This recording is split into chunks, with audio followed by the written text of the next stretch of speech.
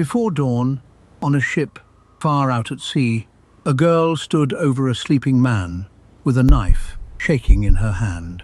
Drive it into his heart before the sun rose, and she would live. Let him wake, and she would die. But this girl was born at the bottom of the sea, a mermaid, who gave up everything to stand here, holding a knife over a sleeping prince.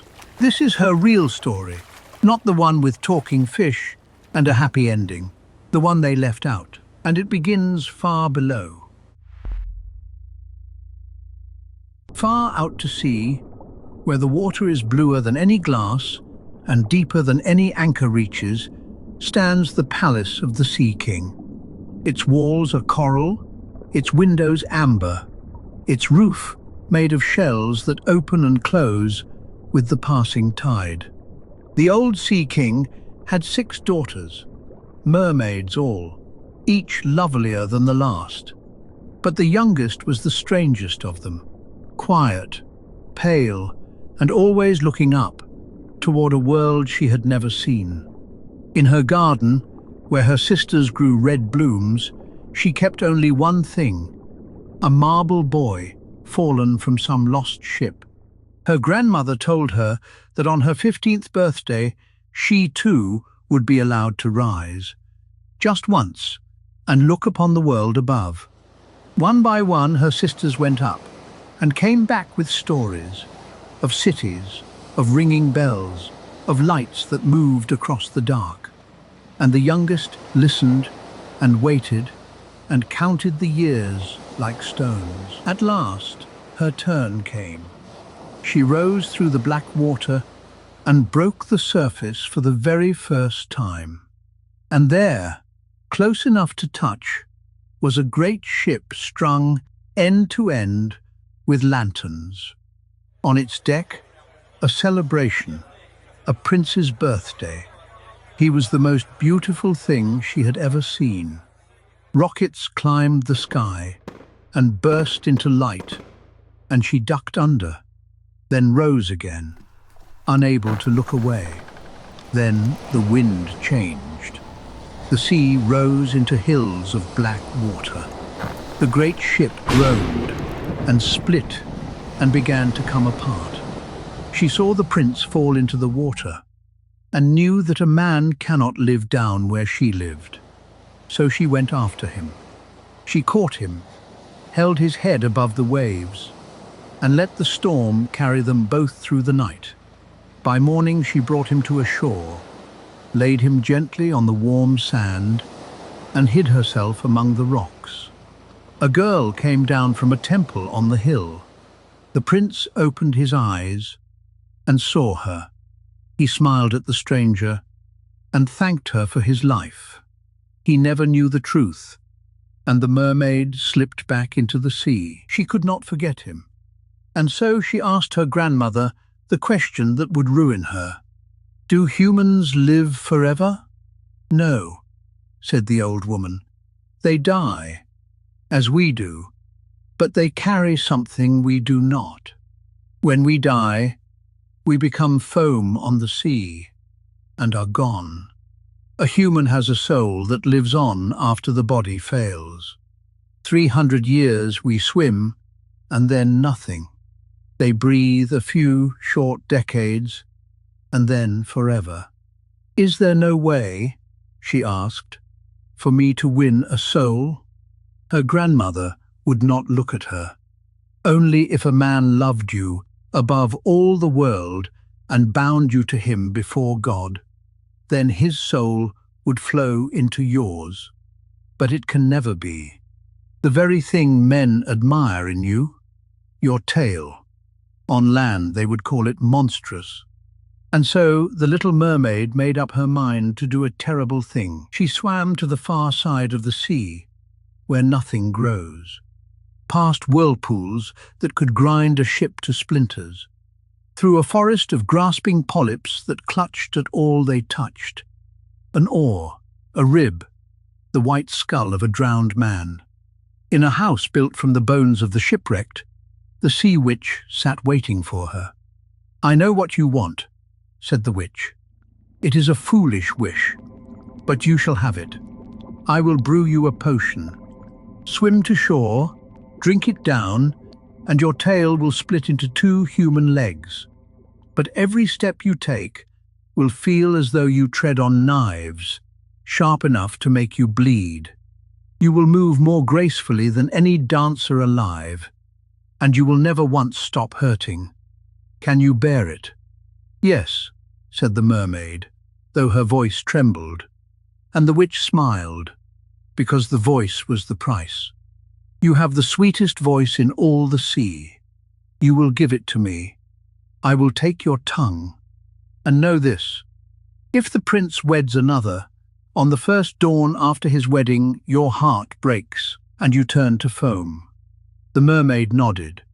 The witch took her voice, and that was only the first of the pain. She rose through her father's kingdom one last time, past the windows where her sisters slept, up into the human dawn. On the prince's shore she drank the potion. It felt like a sword drawn slowly through her body. When she woke, her tail was gone. In its place, 2 human legs, and the prince himself standing over her. He asked who she was and where she came from. She could only look at him, for now she had no voice at all. He took her home to his palace, and every step of the way was agony, exactly as the witch had promised. But she smiled. She danced for him, light as drifting mist, though each step fell on blades. And the prince loved her, the way one loves a gentle, silent child. He let her sleep on a cushion at his door. He called her his little foundling. It never occurred to him to call her his wife. "You are so like a girl I once saw," he told her. "A girl from a temple who pulled me from the sea. She saved my life. I will never find her again." And the mermaid who had saved him could not say one word. Then his parents told him he must marry. A princess had been chosen, across the water. "I could never love a stranger," he said. "Perhaps I will marry my little foundling instead." And he kissed her brow. For one moment, she let herself hope. Then the ship reached the far kingdom. The princess came aboard, and the prince went white. "It is you," he cried. "You are the one who found me on the shore. It was the temple girl. It was you all along," he told the wrong girl, while the right one stood behind him, saying nothing. They would be married that same night, aboard the ship, as it sailed for home. The little mermaid dressed in silk and gold, and carried the bride's train, and danced at the wedding. She danced more beautifully than ever in her life, on feet that screamed, and no one saw the difference.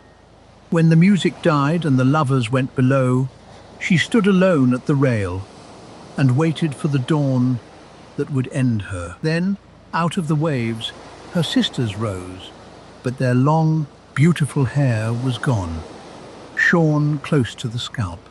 "We gave our hair to the witch," they said, "to buy you this, a knife. Before the sun rises, drive it into the prince's heart. Let his warm blood fall upon your feet. Your legs will knit back into a tail. You will come home. You will live. Hurry, one of you must die before the dawn."